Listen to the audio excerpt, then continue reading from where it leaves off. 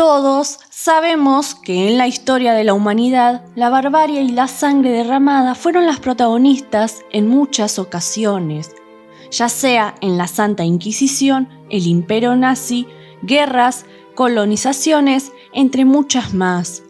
Todas tienen en común que culminaron dejando un rastro de sangre tras de ellas, acontecimientos históricos que son recordados más por la cantidad de muertes crueles e injustas que presentaron que por otra cosa. Muchas son conocidas, pero otras, igual o quizá más terroríficas que las ya mencionadas, no lo son tanto. Tal es el caso del Escuadrón 731, una unidad de investigación secreta del ejército imperial japonés que es la responsable de algunos de los crímenes de guerra más atroces del siglo XX y que, por circunstancias históricas, no fueron condenadas como se debía.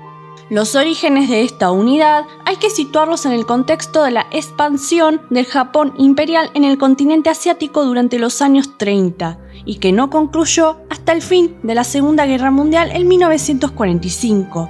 En septiembre de 1931, los japoneses invadieron la región de Manchuria, en el norte de China, e instauraron un estado comandado por el antiguo emperador chino Pu Shi.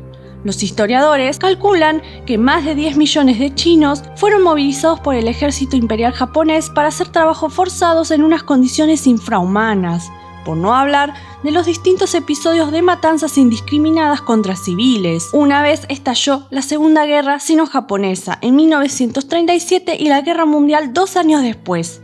En este contexto, en torno a 1932, nació un grupo de investigación antiepidémica en la región, un laboratorio que, en teoría, debía prevenir de posibles expansiones de enfermedades, pero que no era otra cosa que un centro para estudiar las posibilidades de una futura guerra biológica.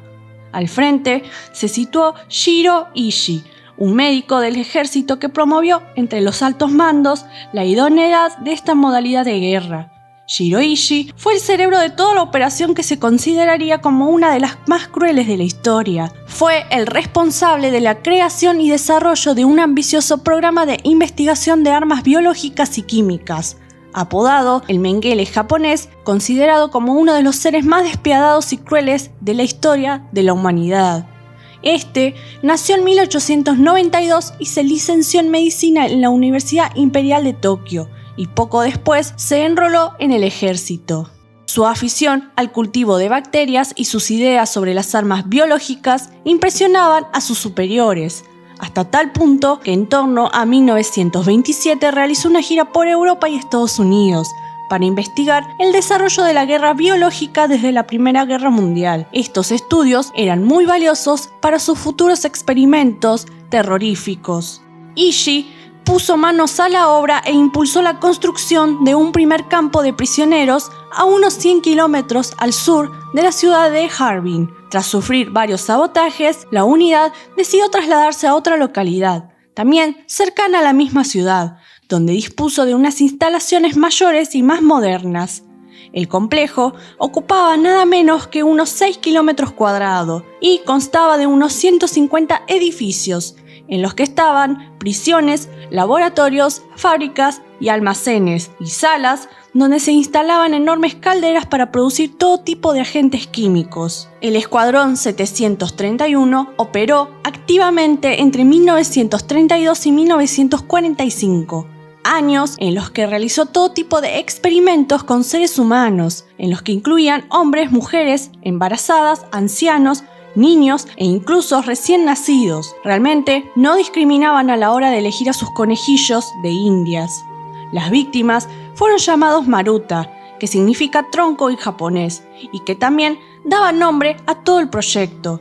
El término no solo era una especie de eufemismo macabro, sino que, según los relatos de los médicos que allí trabajaron, funcionaba como una forma de deshumanización que facilitaba llevar a cabo los experimentos para sentirse menos culpables quizá de las vejaciones que cometían. Lo que ocurrió en aquel complejo es digno de una película de terror.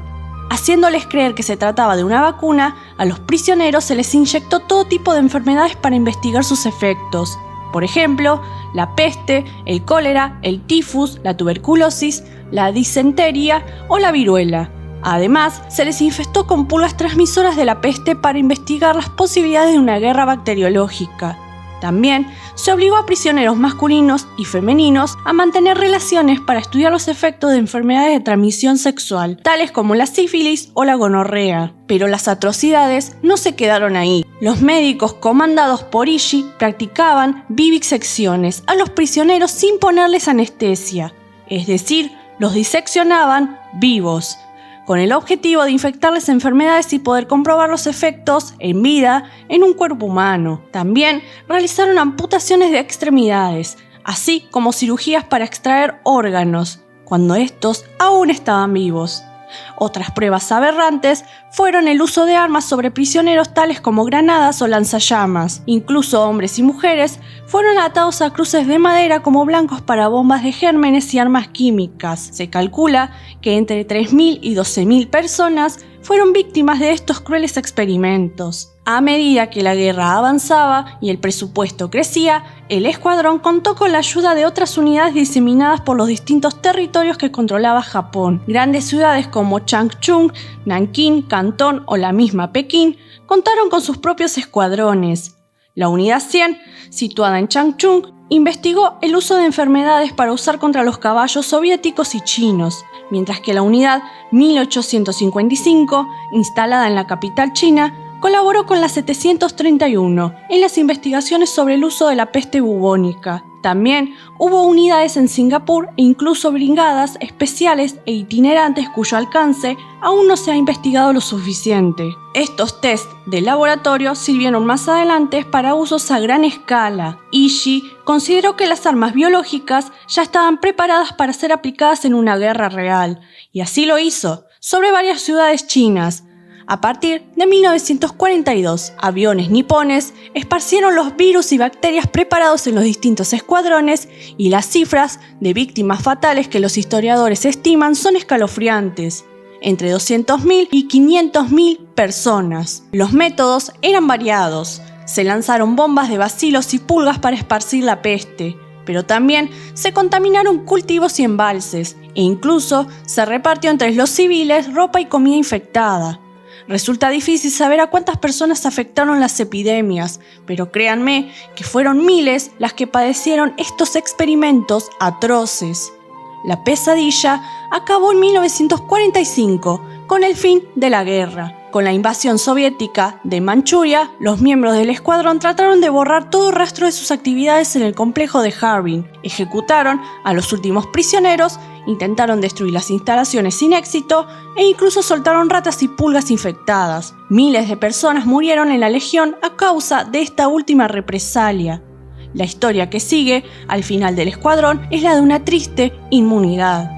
A diferencia de lo que ocurrió con los criminales de guerra nazi, Estados Unidos prefirió mirar hacia otro lado y ofreció un trato favorable a los comandantes de la unidad, empezando por el propio Ishii. Si a cambio informaban con detalle de todos los experimentos de guerra biológica. En un contexto ya de Guerra Fría, los estadounidenses consideraron que todos estos datos podían ser de gran utilidad y temían que cayeran en manos soviéticas. Así fue como en los juicios de Tokio de 1946 se hizo la vista gorda. Hubo condenas, pero posteriormente se rebajaron sustancialmente. La inmunidad no fue total. En el bando soviético sí que se juzgaron muchos de estos crímenes en el proceso de Khabarovsk, por el cual una docena de altos mandos del ejército japonés fueron condenados a penas de entre 2 y 25 años en campos de trabajo. Sin embargo, la opinión pública mundial tuvo más bien un conocimiento vago de estos hechos y durante décadas parecía que todos se habían olvidado de esto. Cuando acabó la guerra, Shiroishi trató de fingir su propia muerte. El pacto con los estadounidenses provocó que nunca pagara por sus crímenes. Este murió sin haber mostrado arrepentimiento alguno en Tokio en 1960 por un cáncer de garganta a la edad de 67 años. En torno a los años 80 salieron a la luz en la prensa los estremecedores relatos del Escuadrón 731. Al mismo tiempo, las autoridades chinas comenzaron a desenterrar los hechos y a exigir un perdón a Japón. Fue clave un testigo, Yoshio Shinosuka, un soldado del ejército que declaró públicamente su culpa y explicó su participación en los crímenes de guerra. La confesión tuvo lugar durante el proceso que se originó tras una demanda colectiva de 180 víctimas chinas contra el Estado japonés y que contó con un enorme impacto en la opinión pública de ambos países. El caso acabó en 2005 con una histórica sentencia de la Corte Suprema de Japón que reconocía las atrocidades del pasado, aunque inadmitía una reparación económica. Hoy en día, la herida en China sigue sin cicatrizar e incluso es motivo de controversia habitual con sus vecinos. Por otro lado, buena parte de las instalaciones de la infame unidad han sido habilitadas como museo histórico, con el fin de no olvidar. Sin duda alguna, otro caso que demuestra que la realidad supera la ficción y ¿quién dice que a futuro no suceda de nuevo? La idea de una guerra bacteriológica no suena muy descabellada hoy en día. El ser humano a veces es capaz de llegar muy lejos con tal de lograr sus objetivos, sin importar cuántas vidas se sacrifiquen en nombre de la ciencia. Si les gustó el video, denle like y compártanlo con sus amigos. Eso me ayudaría mucho a crecer. No olvides seguirme en Facebook y nos vemos en el próximo video.